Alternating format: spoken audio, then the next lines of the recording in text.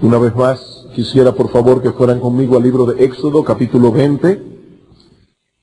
Éxodo, capítulo 20, el pasaje que estamos estudiando los domingos en la mañana desde hace ya cierto tiempo.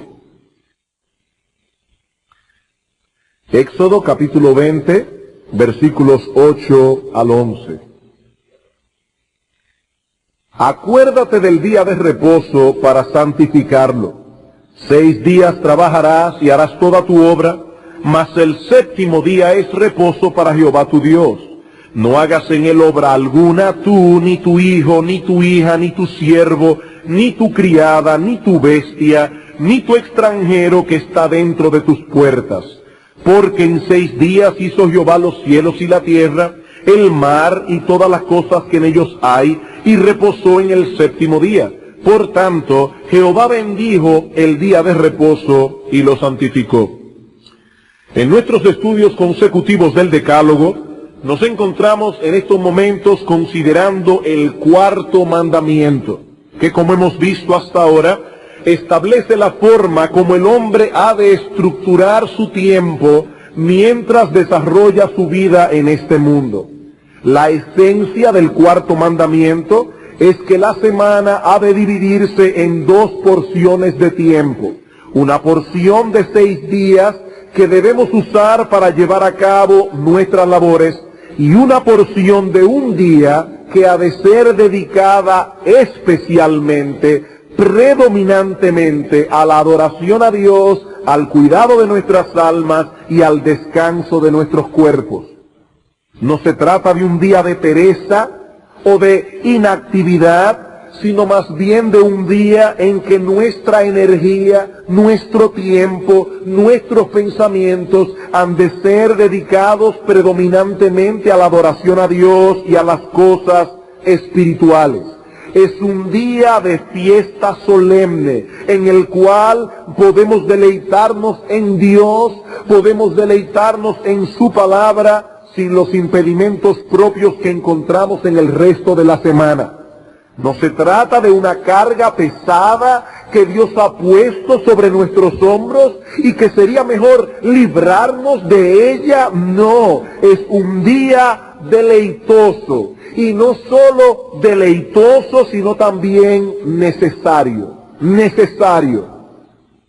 Pasamos 6 días de la semana inmersos en un mundo secularizado, donde somos bombardeados continuamente por principios que son contrarios a lo que Dios nos enseña en su palabra, en medio de muchas presiones y responsabilidades que llaman nuestra atención, y donde no es fácil encontrar el tiempo que quisiéramos para orar, para leer las Escrituras, para tener comunión con nuestros hermanos, para criar a nuestros hijos en la disciplina y amonestación del Señor, para poner nuestras mentes y corazones en perspectiva.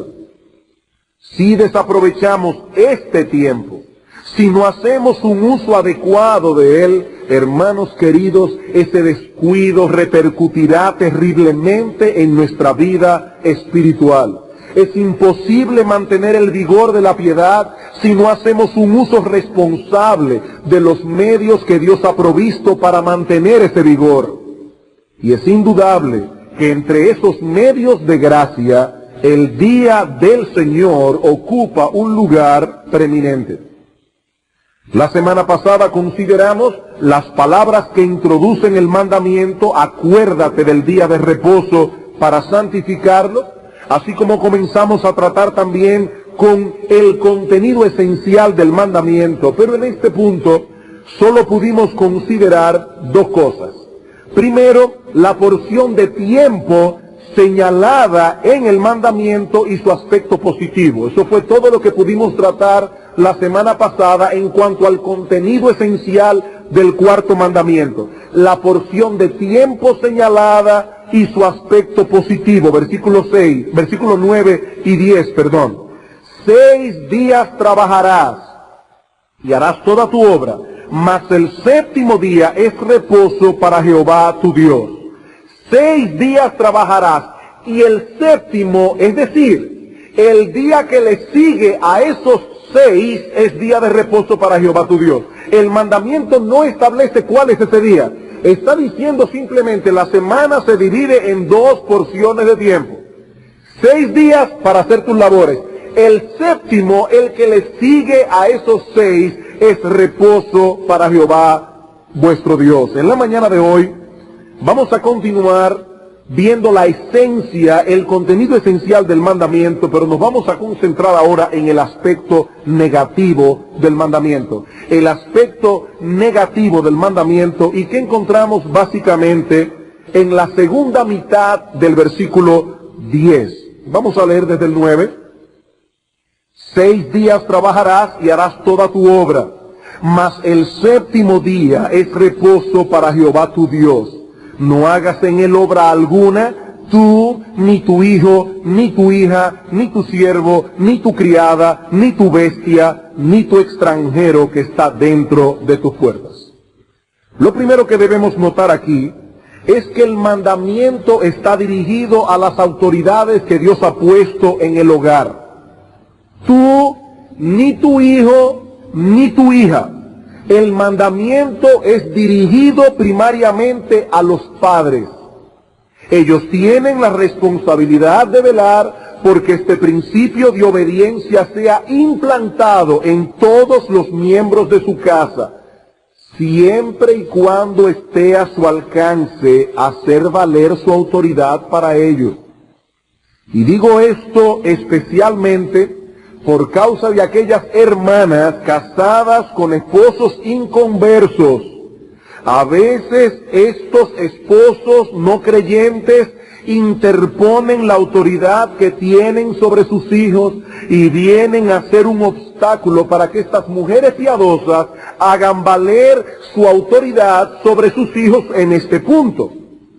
Pero eso no elimina el hecho de que el mandamiento los incluye a todos. Y en una situación normal, donde ambos padres son cristianos, o el esposo incrédulo no se opone, en una situación normal se espera que los padres hagan valer este principio sobre todos aquellos que están bajo su techo, creyentes o incrédulos. Recuerden, hermanos, que el día de reposo fue instituido por causa del hombre como hombre. Todo miembro de la raza humana está obligado a este mandamiento, lo mismo que no matarás, no robarás, no cometerás adulterio, etc. Así como no debemos permitir que mientras vivan bajo nuestro techo, nuestros hijos sean ladrones u homicidas, tampoco debemos permitirles que violen el día de reposo. No hagas en él obra alguna, tú, ni tu hijo, ni tu hija. Ahora bien, ¿qué significa esto de que no debemos hacer obra alguna en el día de reposo? ¿De qué obras es que el Señor está hablando aquí?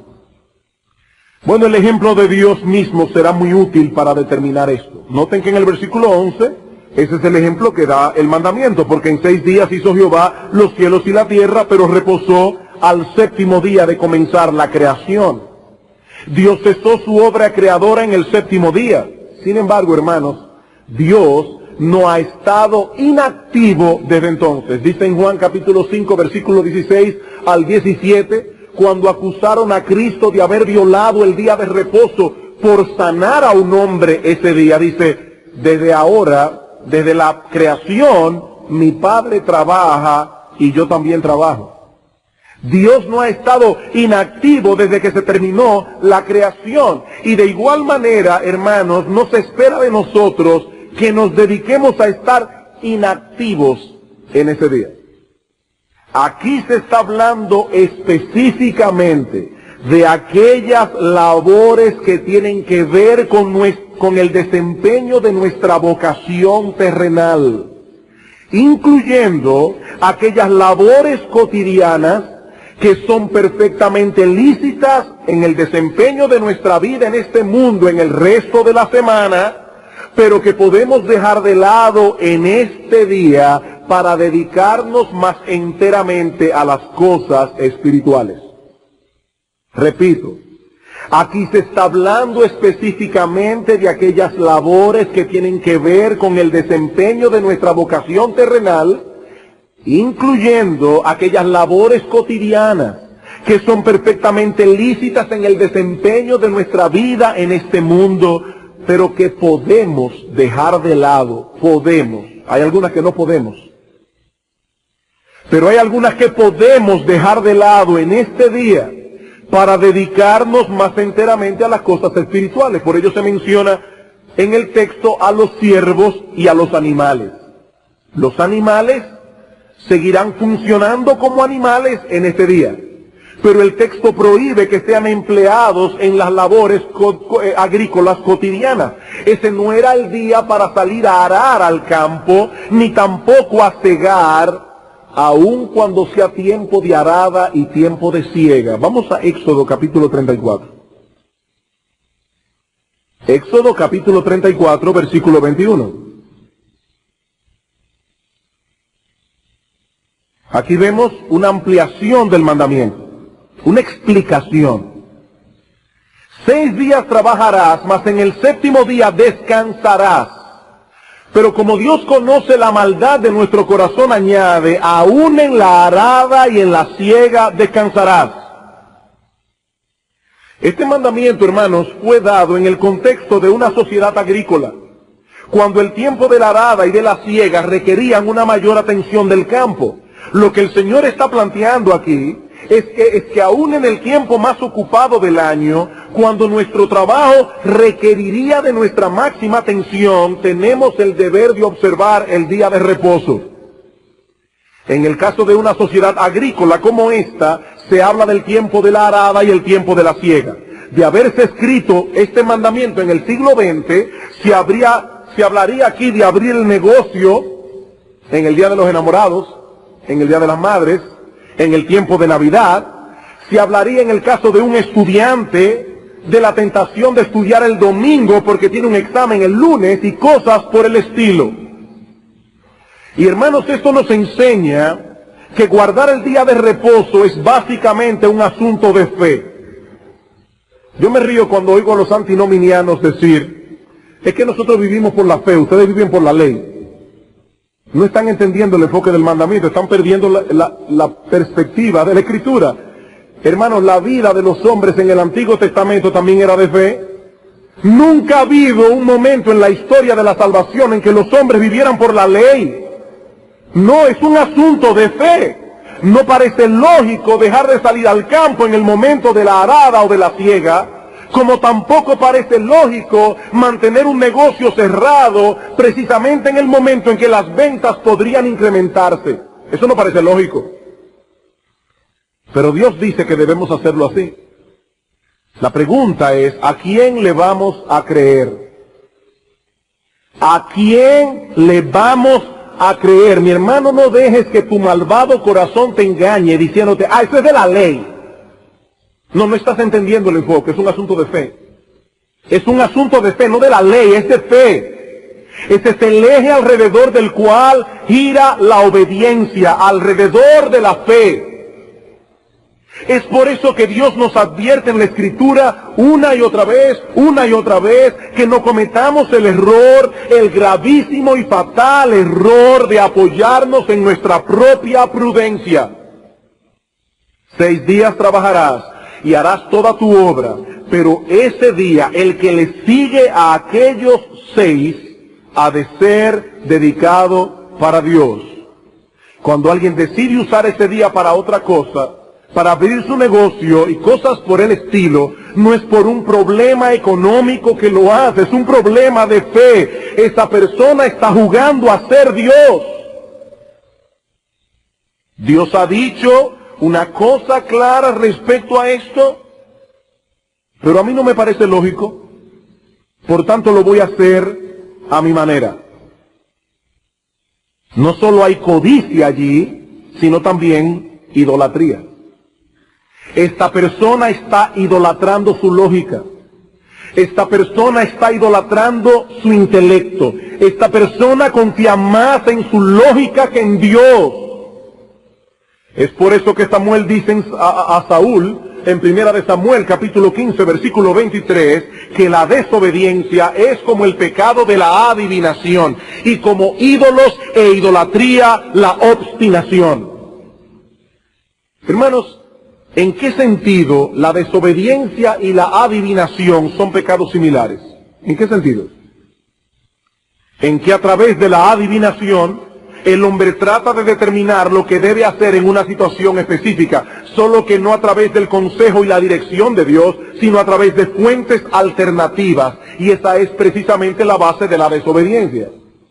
Dios dice que las cosas deben hacerse de un modo, pero a mí no me gusta lo que Él dice, a mi corazón no le gusta lo que Él dice, así que yo voy a consultar otras fuentes de sabiduría para ver lo que ellas tienen que decirme al respecto.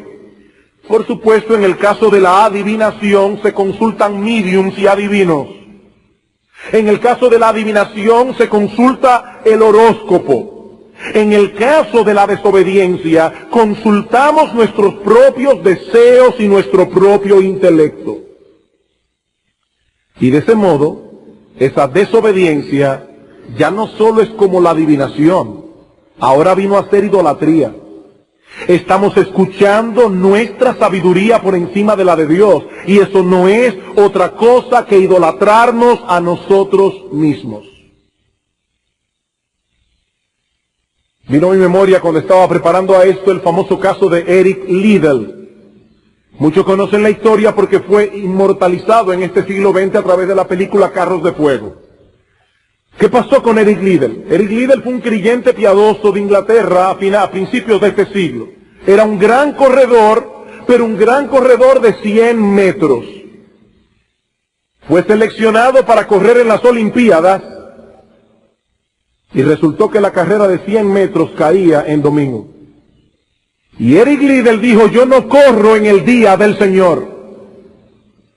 Tú eres la única esperanza de Inglaterra. El mismo príncipe de Gales le suplicó que corriera, pero su corazón estaba atado a la voluntad de un rey mayor que ese príncipe. Le dijo: no corro en el día del Señor.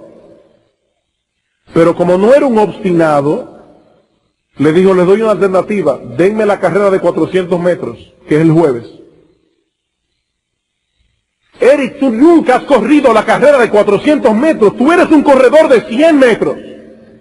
Yo no corro en el día del Señor. Le dieron la carrera de 400 metros y la ganó. Y la ganó. ¿Y saben lo que hizo después? Dedicó su vida al Señor y se fue como misionero a servirle el resto de su existencia hasta la muerte. Hombres así con pantalones es que la iglesia de Cristo necesita hoy. Hombres así, que no le tengan miedo a nadie, solo a Dios. Y que no quieran hacer la voluntad de nadie, ni la de su depravado corazón, sino la de Dios. Hombres que no busquen excusas para desobedecer la voluntad del Dios soberano. Hombres así con pantalones es que la iglesia de Cristo necesita hoy. Hombres como Eric Liddell.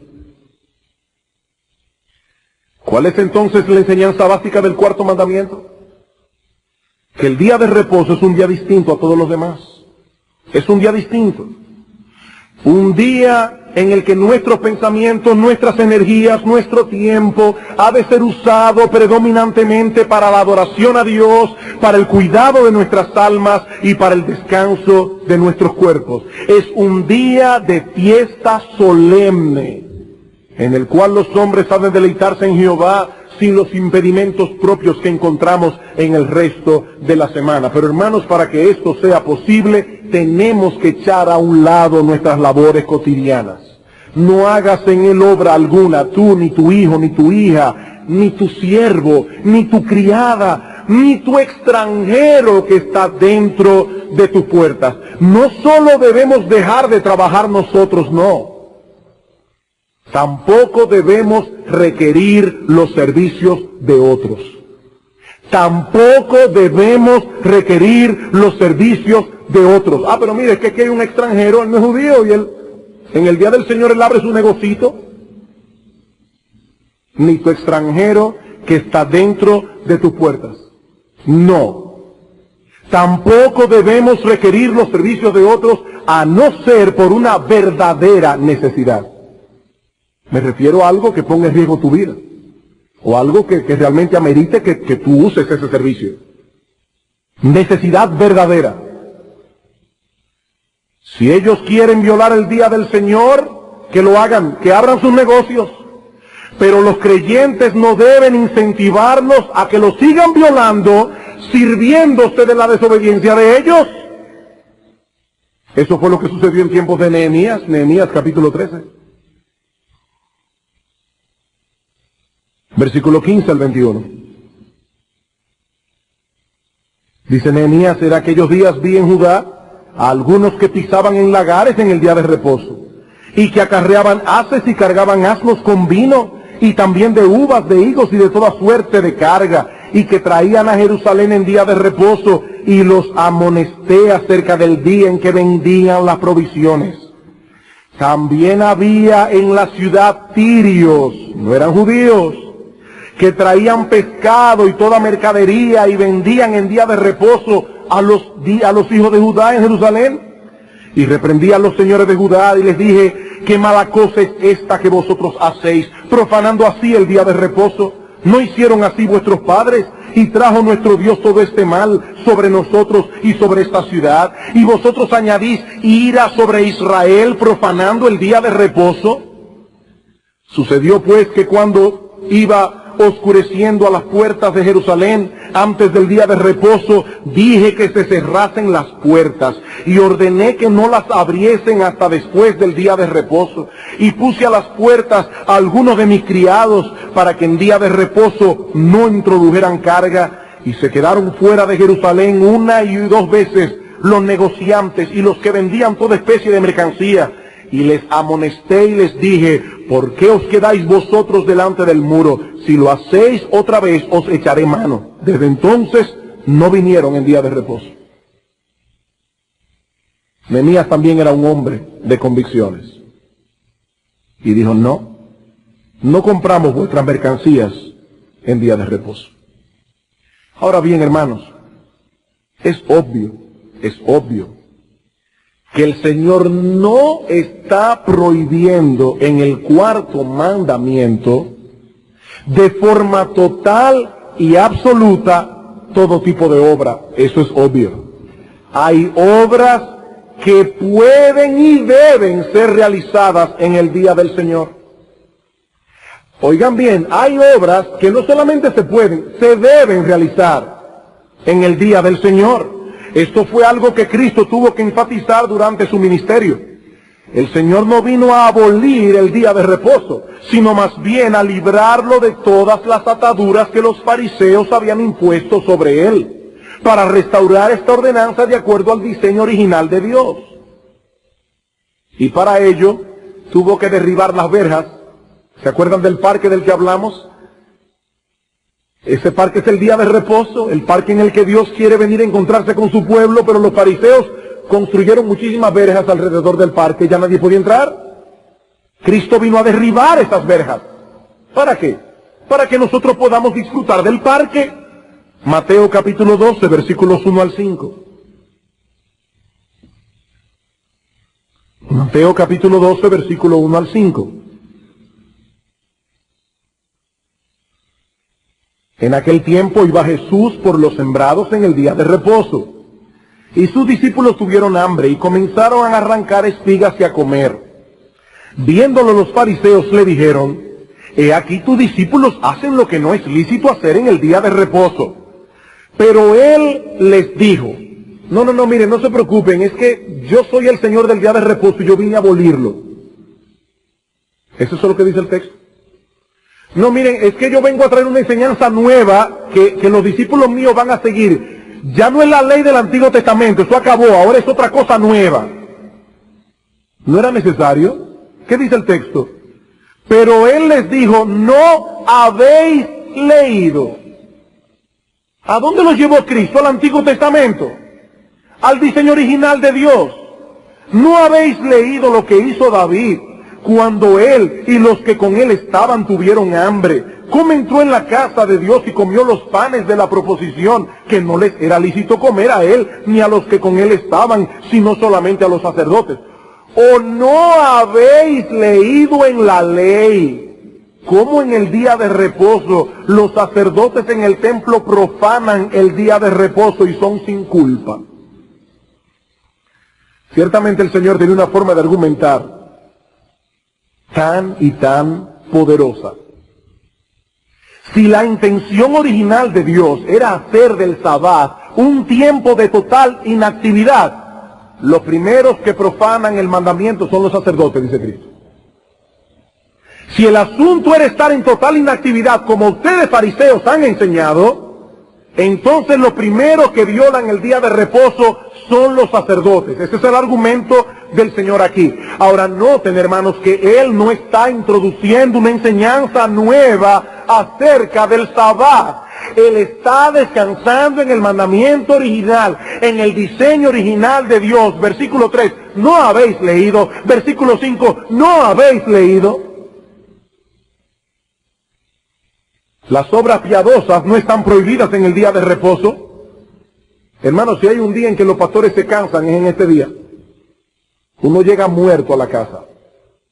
Después de una semana de haber estado trabajando en un sermón y de predicarlo con intensidad, y después pasar el tiempo, algo que nos agrada hacer, tratando con los hermanos, viéndoles las caras, sabiendo cómo están. Hermanos, uno llega a la casa muerto del cansancio. Esto no es un día de inactividad. De hecho, Martin Lloyd-Jones decía, yo no necesito ejercicio, yo predico los domingos. Yo predico los domingos.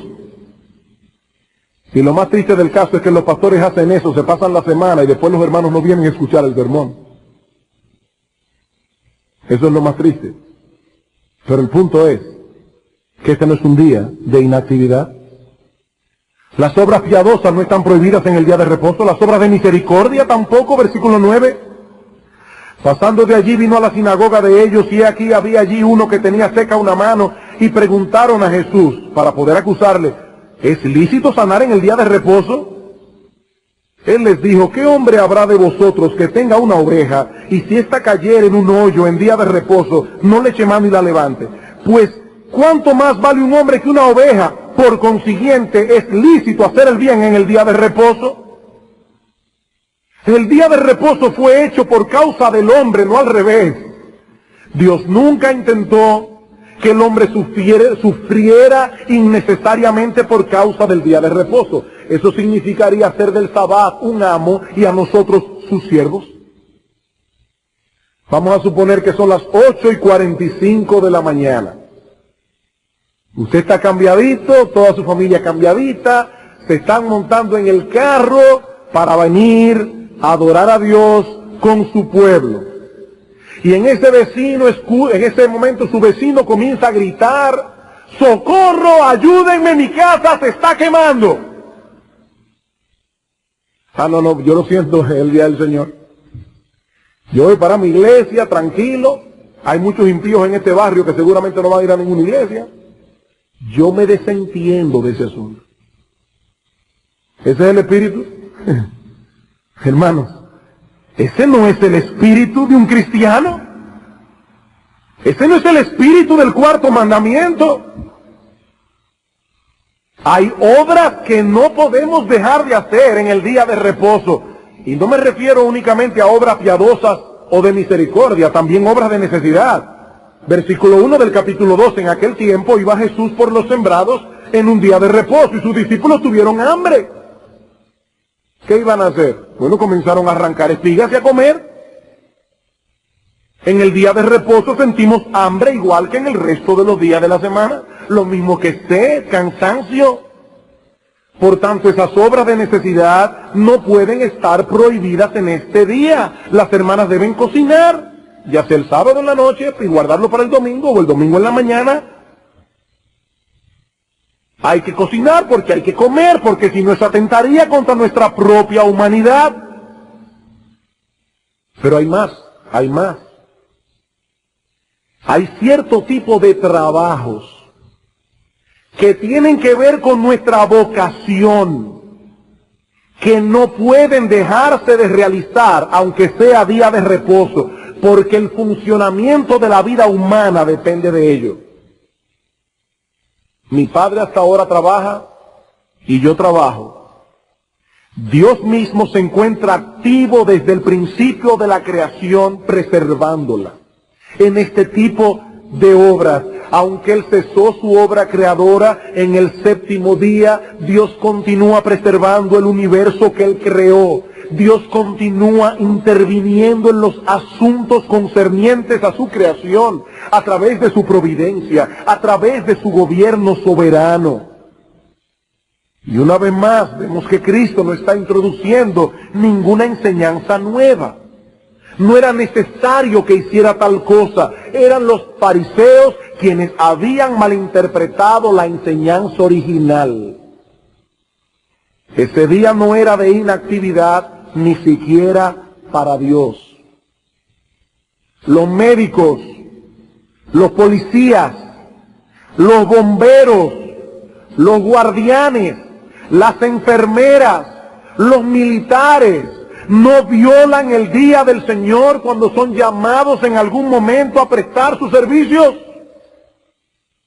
Se trata de obras de necesidad. Ellos no lo hacen para ganar más dinero, es que no pueden dejar de hacerlo porque podrían incluso poner en riesgo la vida de otros. Un alto voltaje. Está el contador, o el transformador a punto de estallar. Y hay que llamar a un electricista. No, mi amor, vamos a orar y esperar que eso mañana amanezca bien, porque vamos a llamar al electricista mañana. No, llame al electricista ahí mismo. Que se puede quemar el barrio entero. Hay cosas que no se pueden dejar de hacer, ni que sea el día de reposo. Queridos hermanos, al aplicar los principios envueltos en este mandamiento, no podemos perder de vista la prudencia y la sensatez. Tenemos que tener un sentido común santificado.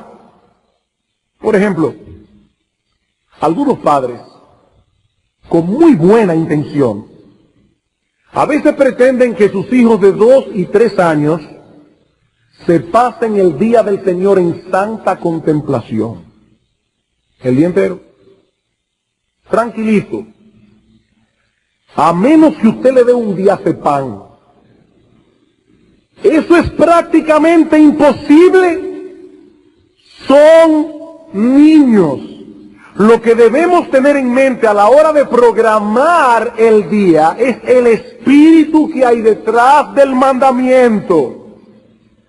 Algunas personas se torturan sin necesidad, preguntándose qué cosa se puede y no se puede en el día de reposo. Y qué bueno que se lo pregunten. Hay otros que ni siquiera se lo preguntan y hacen lo que le da la gana. Eso es peor. No, yo prefiero el que se lo pregunta. Yo prefiero el que dice, no, yo quiero hacer la voluntad de Dios. Eso es bueno. Pero hermanos queridos, esa dificultad se elimina en gran medida si nos preguntásemos qué es lo que se supone que debemos hacer en este día. No que no es lo que no podemos hacer, es que es lo que debemos hacer en este día. Es cierto que se suscitarán en ocasiones casos conflictivos de conciencia, en lo que no sabremos con exactitud cómo actuar. Pero hermanos, eso ocurre con todos los mandamientos, no solamente con el cuarto. Pero debemos insistir en la simplicidad y practicabilidad del cuarto mandamiento antes de enredarnos con los casos conflictivos. Me gustaría hacer un ejercicio mental aquí. No, yo no estoy hablando, hermanos, de yoga, lo digo por aquellos que nos visitan. Estoy diciendo un ejercicio de imaginación. Vamos a hacer un ejercicio mental para ilustrar y explicar lo que yo quiero decir. Vamos a imaginar brevemente lo que podría ser un día típico de una familia cristiana piadosa en el día del Señor. Y aclaro que esto es simplemente un ejemplo. No estamos estableciendo de ninguna manera la forma en que toda familia debe observar este día. No. Vamos a dar un ejemplo simplemente para demostrar que si aplicamos los principios no quedará mucho margen para los casos conflictivos. Los principios son los mismos, pero la forma de aplicarlos puede variar de un caso a otro. Comienza la mañana, comenzamos a prepararnos para el día de reposo, para venir a la iglesia. Hacemos el devocional, cambiamos los muchachos, si son grandes se cambian solos, si son pequeños hay que estar en eso. Ya llegó la hora, venimos a la iglesia, estamos aquí desde las 9, 5, 9 de la mañana hasta las 12 del mediodía, ya se fue la mañana. Nos quedamos aquí un rato porque tenemos la semana desde el miércoles que no vemos a nuestros hermanos amados, aquellos que son parte del pueblo de Dios, la familia de la fe, y nos quedamos compartiendo con nuestros hermanos. A eso de las 12:30 nos vamos para la casa. A algunos les toma media hora, 15 minutos, otros más llegan a la casa. Los esposos no deben sentarse ahora, bueno, es mi día de reposo, no, porque también es el día de reposo para tu mujer. Ayúdala y pon a tus hijos a que ayuden a poner la mesa y todo lo demás. Ponemos la comida. Algunos hermanos aprovechan el tiempo de comida para compartir el sermón con sus hijos mientras comen. Otros lo hacen después de la comida. Otros simplemente comparten con los muchachos, se van a descansar y a dormir una siesta. Son las 1:30 de la tarde. En eso estamos como hasta las 3, no sé, depende de la hora que usted se acostó. Durmió una siesta, sus hijos durmieron una siesta, se levantó por la tarde. Y su niño de 2 años tiene pila nueva, él ya se recostó, ya descansó. Es un niño, quiere moverse. No, mijo, siéntate ahí ahora. No, hermanos, hay cosas que nosotros podemos hacer con nuestros hijos para guardar el espíritu de ese día. Vamos a dar una caminata por el parque o en el barrio, si hay sombra. Es ahora un poco difícil. Pero vamos a caminar y así el muchacho bota energía y vamos a hablar de la creación y en lo que caminamos vamos a repasar con él el catecismo o vamos a hablarle de cuán grandes cosas ha hecho el Señor y muchas otras cosas más. O vamos a tomar un libro de pintar y vamos a pintar el arca de Noé, historias bíblicas, y mientras nos enredamos con el niño, con los dibujos y los crayones, estamos traspasando principios espirituales. O yo me preparé de antemano y vine a la librería y alquilé un buen video sobre la vida de Hudson Taylor y ese domingo vamos a ver un buen video. O vamos a jugar un juego para aprender de la palabra de Dios y cuántas cosas. Ya son las 4:30. Hay que comenzar a enfilarse para venir para la iglesia otra vez. A las 5:30 de la tarde ya estamos listos, bañados, venimos a la iglesia, venimos al culto, aquí estamos hasta las 7:30, otra vez compartimos con los hermanos, a las 8 estamos yéndonos para la casa a cenar. Quizás invitamos a una pareja de hermanos para compartir con ellos las bendiciones espirituales que recibimos en ese día. Estamos gozosos en el Señor y ya se fue el día. ¿Qué tiempo hubo para los problemas? ¿Que no hay tiempo? Si uno hace lo que tiene que hacer, no hay mucho tiempo para lo que no se puede hacer. No hay mucho tiempo. Si ocupáramos nuestras energías, nuestros pensamientos y nuestro tiempo predominantemente en la adoración a Dios, en fortalecer nuestra comunión con Él, manifestarle nuestro amor y devoción en una forma especial, cuidar el alma de aquellos que están bajo nuestra responsabilidad, créanme, no habrá mucho margen para los casos conflictivos. No habrá mucho margen. Ahora, todo eso requiere planificación. Acuérdate del día de reposo para santificarlo.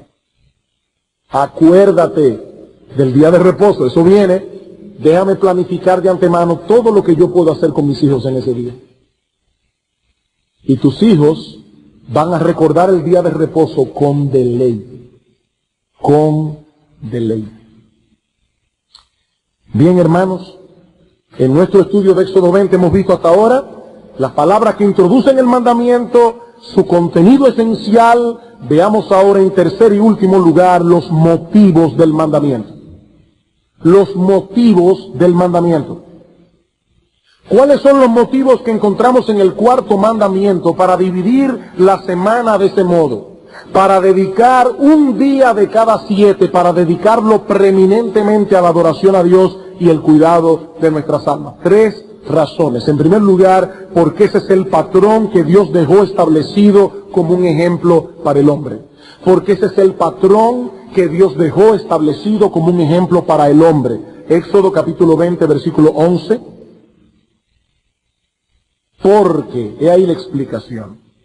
Porque en 6 días hizo Jehová los cielos y la tierra, el mar y todas las cosas que en ellos hay, y reposó en el 7º día. Dios hizo toda su obra creadora en 6 días, pero el 7º cesó su labor creativa. Y siendo que el hombre fue creado a la imagen moral de Dios, éste tiene la obligación de imitarlo en esto.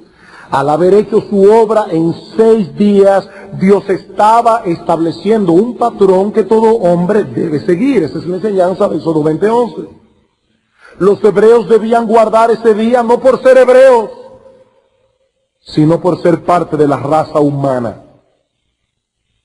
Sabemos que hay una serie de leyes ceremoniales contenidas en otras partes de la ley que obligaban a los judíos a guardar el día de reposo en una forma peculiar, y a las cuales no estamos obligados nosotros.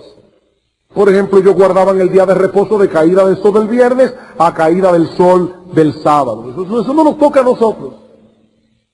Pero la esencia del cuarto mandamiento es moral, no ceremonial. La razón que Moisés da aquí es universal. El Dios que creó a todos los seres humanos, a su imagen y semejanza, creó cuanto había planificado crear en 6 días. Y al 7º reposó. Todos los seres que fueron creados a su imagen y semejanza están obligados a seguir ese patrón. Es por eso que aún hasta los extranjeros estaban obligados a guardar esta ordenanza, aún los extranjeros. Y esto es interesante, hermanos, porque en el resto de la ley vemos que los extranjeros estaban excluidos de las festividades ceremoniales de los hebreos. Por ejemplo, era un sacrilegio que un extranjero participara de la Pascua. Eso lo dice en Éxodo capítulo 12, versículo 43 al 48, no podemos buscarlo ahora. La Pascua era una fiesta ceremonial y un extranjero no podía participar de ella, no podía celebrar la Pascua. Pero todo extranjero que se encontrara dentro de Israel en el día de reposo tenía que guardarlo.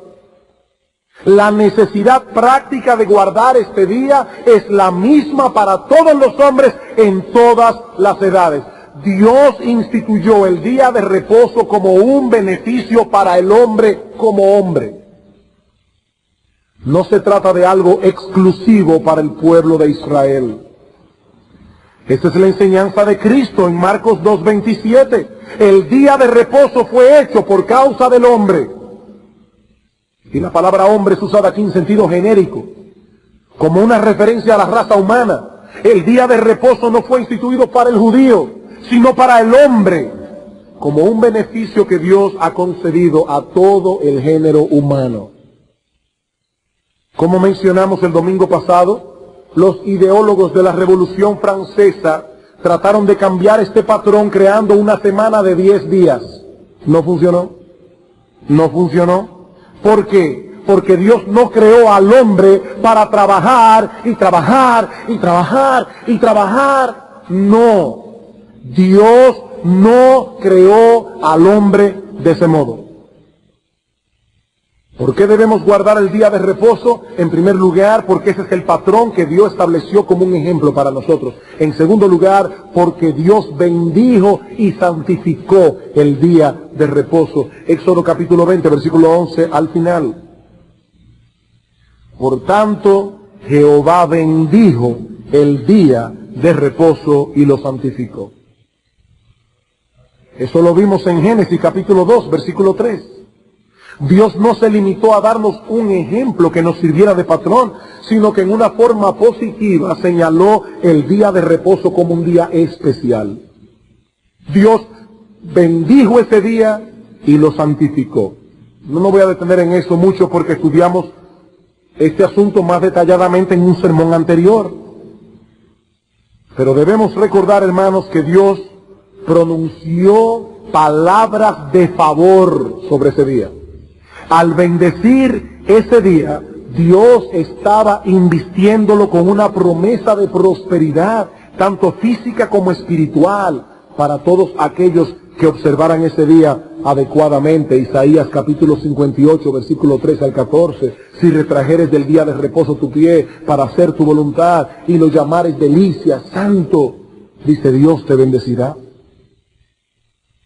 Pero Dios no solo bendijo ese día, sino que también lo santificó. Lo apartó del resto de la semana para su uso especial. Es por eso que Juan en el Nuevo Testamento se refiere a este día como el día del Señor. En el Nuevo Testamento, no en el Antiguo. El día del Señor. El día que le pertenece al Señor.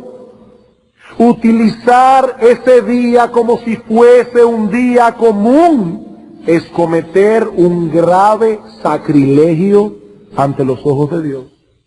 Un grave sacrilegio es el día del Señor. Finalmente, el tercer y último motivo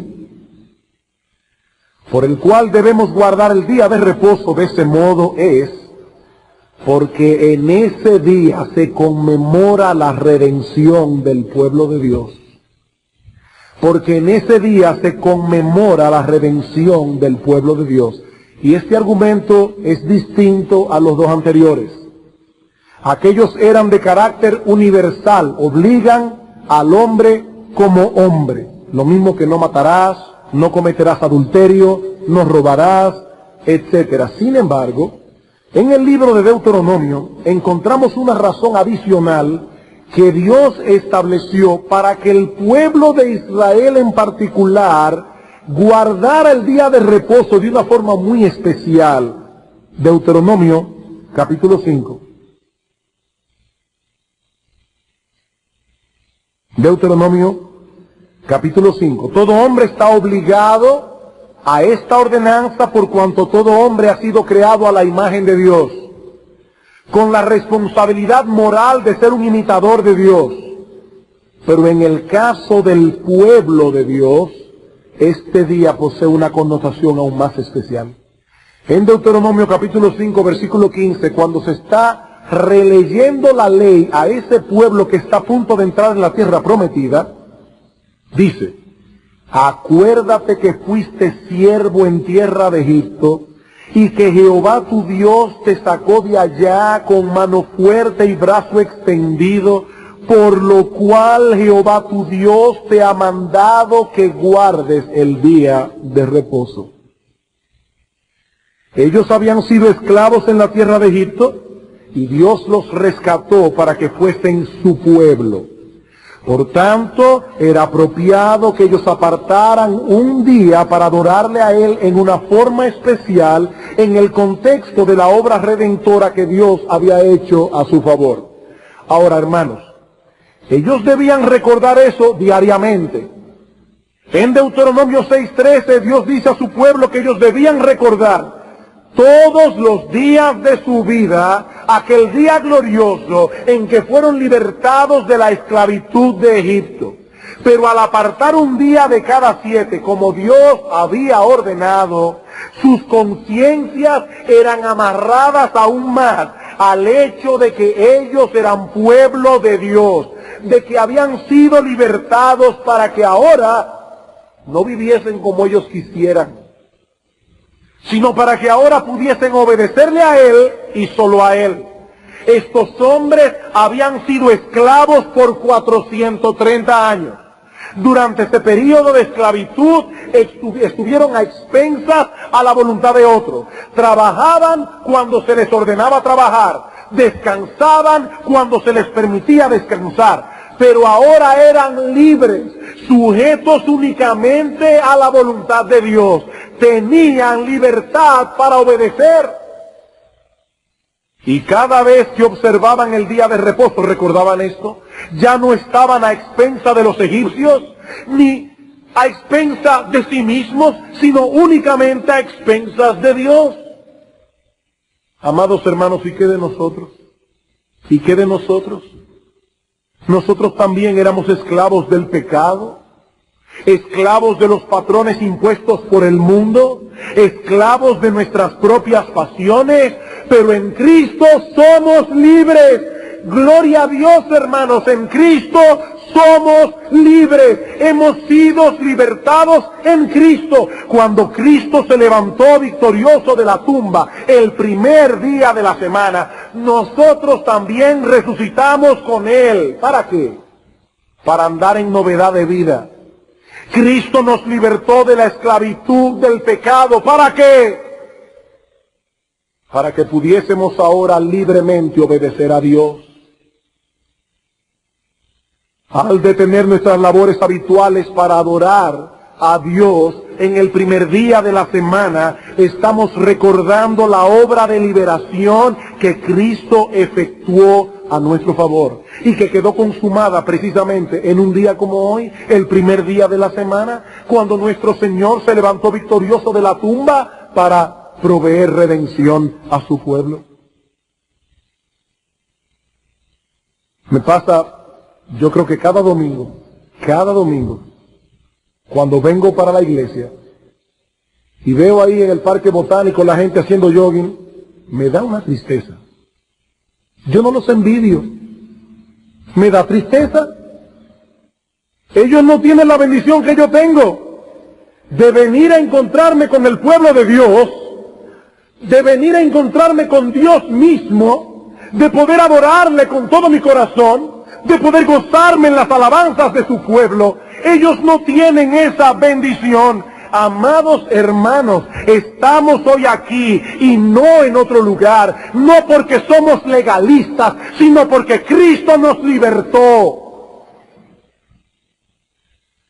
Y si los israelitas debían recordar esto todos los días, pero especialmente en el día de reposo, ¿cuánto más nosotros, hermanos? Nuestra liberación fue más gloriosa que la de ellos. Este es el día en que aquella piedra que desecharon los edificadores vino a ser cabeza del ángulo. Este es el día de la resurrección de nuestro Salvador. Este es el día que hizo el Señor para que nosotros nos gocemos y nos alegremos en Él. Por ello no nos cansaremos de repetir que guardar el día del Señor apropiadamente no es una carga para un verdadero hijo de Dios. Para el verdadero hijo de Dios no es una carga. Es una delicia, es un gozo más grande que el gozo del enamorado que puede pasarse un día completo con su amada. Hermanos, si los judíos debían guardar el día de reposo no solo como hombres, sino también como pueblo que había sido objeto de la misericordia especial de Dios, ¿cuánto más nosotros? ¿Cuánto más nosotros? Ellos fueron librados de la pesada esclavitud de los egipcios. Era una carga para esta gente apartar un día de cada 7 para acercarse a ese Dios misericordioso con un espíritu de gratitud y adoración. ¿Era eso una carga? ¿Qué dice el Salmo 92? Salmo escrito para el día de reposo. Bueno es alabarte, oh Jehová, y cantar salmos a tu nombre, oh Altísimo. Anunciar por la mañana tu misericordia, por la mañana del día de reposo, y tu fidelidad cada noche, por cuanto me has alegrado, oh Jehová, con tus obras. En las obras de tus manos me gozo. Eso decía un judío en el día de reposo. Y si este día no era una carga para ellos, ¿cuánto menos para nosotros? Ellos participaban de una redención temporal, nosotros de una redención eterna. Ellos fueron librados por la mediación de Moisés, nosotros por medio del Hijo de Dios encarnado. Ellos para recibir una herencia terrenal, nosotros una herencia celestial. En otras palabras, ellos participaron de una sombra, de una imagen, mientras nosotros participamos de los bienes verdaderos. Es una carga que apartemos un día de cada 7 para fortalecer nuestra comunión con ese Dios. Oh hermanos, eso solo puede ser una carga para un corazón que es extraño todavía a la obra redentora de nuestro bendito Salvador. Eso solo puede ser una carga para aquel que todavía no ha gustado cuán bueno es nuestro Dios y cuán deleitoso es tener comunión con Él. Te voy a decir como el salmista, mi amigo, ven y ve. Ven, gustad, que es bueno Jehová. Si el día de reposo para ti es una carga, es que tú no sabes lo que es eso. Tú no has gustado a Dios. Tú no has gustado a Dios. Hermanos queridos, que desprecien ellos ese regalo de Dios. Que lo desprecien ellos. Sus hijos, mientras tanto, determinaremos estar aquí cada día de reposo para que se cumplan en nosotros las mismas palabras que sirven de conclusión al Salmo 92, cántico para el día de reposo. ¿Cómo concluye este salmo? Dice el salmista en el versículo 12, el justo florecerá como la palmera, crecerá como cedro en el Líbano, plantado en la casa de Jehová, en los atrios de nuestro Dios florecerán, aún en la vejez fructificarán, estarán vigorosos y verdes para anunciar que Jehová, mi fortaleza, es recto y que en Él no hay injusticia. ¿Dónde florecerán estos justos plantados en los atrios de la casa de Dios? Estos son hombres y mujeres que en el día de reposo están junto al pueblo de Dios adorando a su Dios, no en otro lado. Florecerán. Serán como cedros y como palmas plantados en los atrios de la casa de Dios. No tenemos tiempo para continuar. La semana próxima pasaremos a considerar el día de reposo en el Nuevo Testamento. Por ahora solo quiero dejar esta palabra de aplicación práctica en vuestros corazones y en vuestras conciencias. Hace un rato decía que el día de reposo no solo era un tiempo deleitoso, sino también necesario. Necesario porque de lo que se trata todo esto es de apartar tiempo para estar con Dios. Tiempo para meditar en el estado de nuestras almas. Tiempo para buscar y aplicar el remedio que necesitamos de acuerdo a la condición en que estamos. Amados hermanos, amados miembros de Iglesia Bíblica del Señor Jesucristo, no podremos fortalecer nuestra vida espiritual si no dedicamos tiempo a esto. Y esto es precisamente lo que Dios nos está concediendo en este día. Tiempo. Esto no es un asunto de hacer un sacrificio para Dios. Voy a hacer un sacrificio cada domingo. No, hermano, no, mi amigo. No es un asunto de sacrificio. Es un asunto de sensatez, de aprovechar algo valioso que se nos está brindando en bandeja de plata, la oportunidad de ocuparnos en aquellas cosas que tienen valor eterno. Es de eso que se trata. Dice el salmista en el Salmo 119, consideré mis caminos y volví mis pies a tus testimonios. Consideré mis caminos. Me detuve a pensar, me detuve a considerar, y a la luz de tu palabra vi cosas que debían ser corregidas. Pero hermanos, para esto se necesita tiempo. Para esto se necesita sentarse sosegadamente a meditar y pensar, sí, todos los días. Pero hermanos, cuán escaso es el tiempo en el resto de la semana. Cuán escaso. Que el muchacho tiene que llevarlo a la clase de qué sé yo qué. Que yo tengo que ir para el trabajo. Que hay que ir a la escuela. Que lo otro. Que aquello. Que arreglar la cabeza. Que limpiar la casa. Que hacer lo otro. Tiempo. Yo no tengo tiempo. Hermanos, para poder cultivar una verdadera relación con Dios se requiere de tiempo. Y eso es lo que Dios nos está dando aquí, tiempo. Y no somos nosotros los creyentes únicamente quienes necesitamos hacer esto. Nuestros hijos lo necesitan también. La Biblia dice que el hijo pródigo primero vino en sí antes de venir al Padre. En Lucas 15, 18. Él vino en sí antes de venir al Padre. Él comenzó a considerar lo que estaba haciendo con su vida.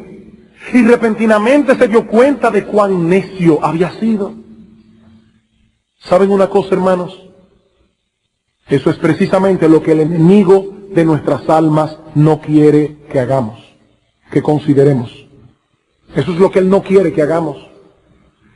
Eso es lo que él no quiere que nuestros hijos hagan, que se detengan a pensar. ¿Saben por qué? Porque el diablo sabe que una mente irreflexiva es una presa fácil de sus maquinaciones, y él lo sabe. Amados hermanos, me aterra ver la superficialidad con que se está levantando esta generación. Me aterra. Los jóvenes no saben lo que es tener un buen hábito de lectura. Todo lo que quieren es ver televisión, jugar videojuegos, jugar Nintendos e ir al cine todos los fines de semana, porque ese es el todo de su vida. Hermanos, me aterra ver tanta superficialidad. Me aterra pensar cómo repercutirá ese estilo de vida tan ligero y superficial cuando esos niños comiencen a criar niños. Me aterra. Y esto no solo tiene repercusiones en el área espiritual, hermanos. Esto repercute en todas las áreas de nuestra vida, pero sobre todo en la espiritual. Oí en estos días de una joven soltera que dice, soltera inconversa: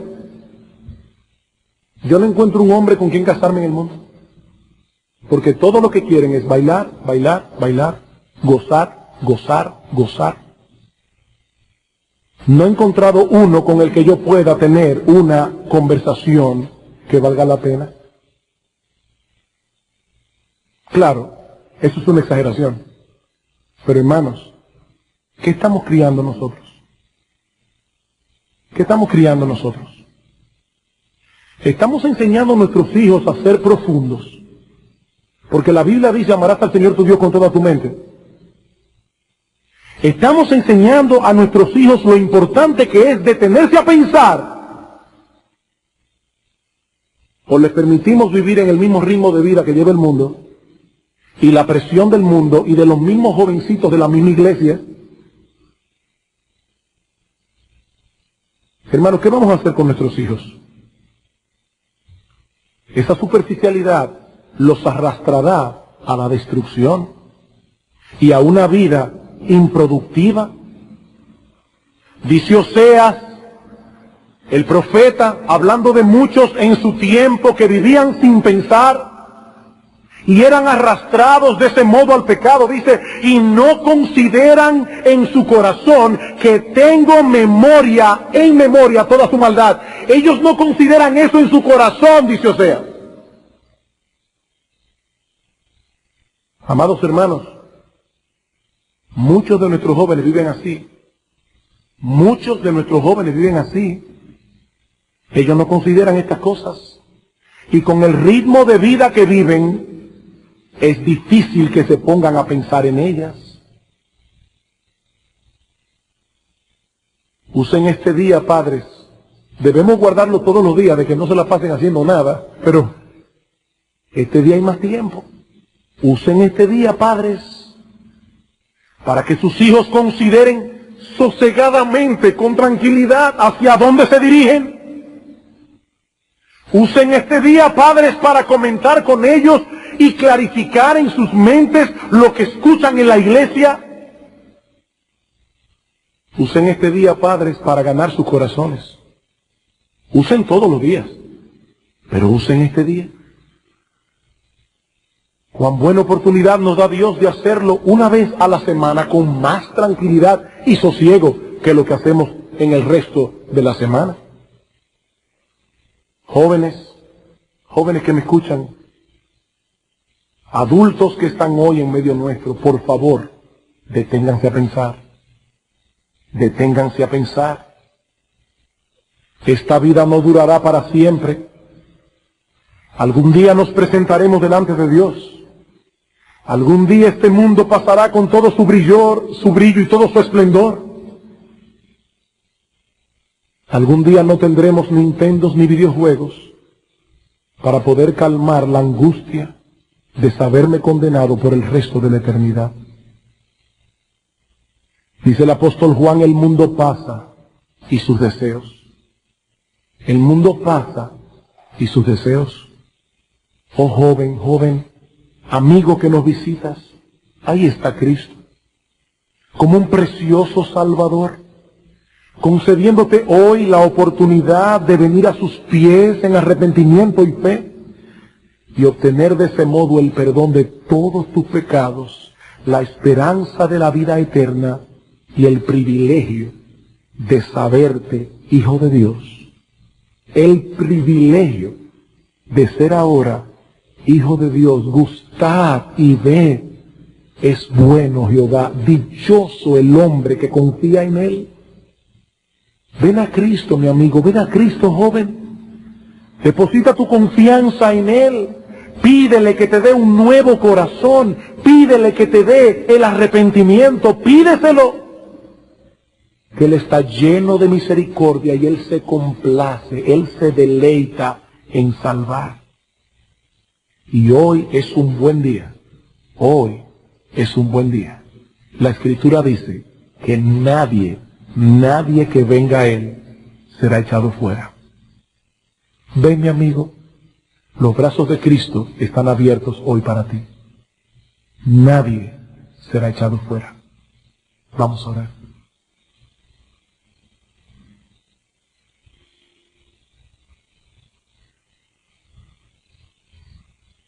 Antes de predicar tu palabra, Señor, casi con angustia, vinimos delante de ti a suplicarte que la aplicaras. Ahora, Señor, como pastor de esta iglesia, y con esa preocupación de la que Pablo habla por las iglesias en 2 Corintios, con esa misma preocupación te ruego, Señor, aplique esta palabra, Señor. Señor, ayúdanos a ser sensatos, ayúdanos a manejar nuestra vida con prudencia, con sabiduría.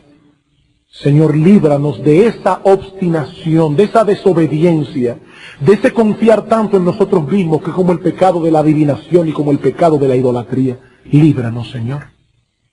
Y Padre, se ha invitado hoy al pecador otra vez a venir a Cristo. Oh Señor, Señor, si estuviera en nuestro poder traerlos, los traeríamos. Pero Padre, no podemos. Solo tu Espíritu Santo puede hacer esa obra en el corazón de los pecadores. Oh Dios, junto con tu iglesia aquí, como un solo hombre, levantamos nuestra voz, levantamos nuestro corazón. Señor, demuestra en esta hora que a pesar de que hay corazones tan duros como el pedernal, tu brazo no se ha cortado para salvar. Oh Señor, ven y con tu Espíritu prueba hoy delante de nosotros que Cristo es un poderoso Salvador. Oh Señor, ven, te lo pedimos. En Cristo Jesús nuestro Señor. Amén.